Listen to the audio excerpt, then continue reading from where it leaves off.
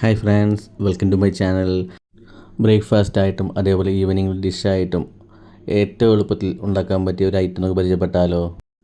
Instant tomato dosa. Tomato dosa ഉണ്ടാക്കാൻ പറ്റിയ സാമഗ്രികൾ എന്തൊക്കെയാണെന്നൊക്കെ നോക്കാം.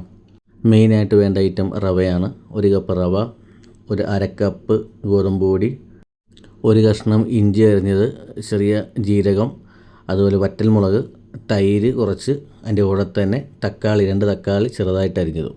ഇനി ഇതെങ്ങനെയാണ് ചെയ്യുന്നതൊക്കെ നോക്കാം.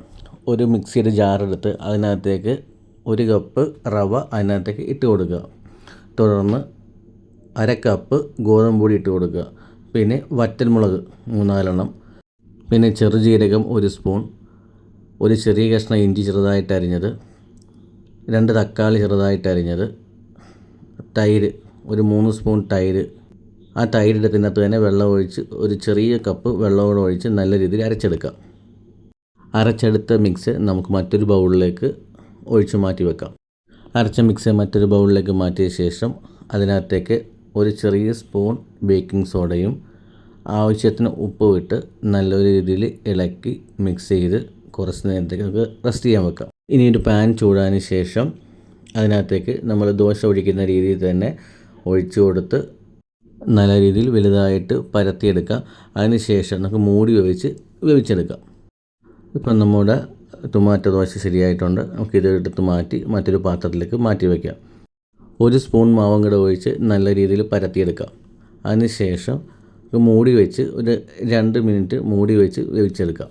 ഇപ്പോൾ നമ്മുടെ രണ്ടാമത്തെ ടൊമാറ്റോ ദോശ ശരിയായിട്ടുണ്ട്.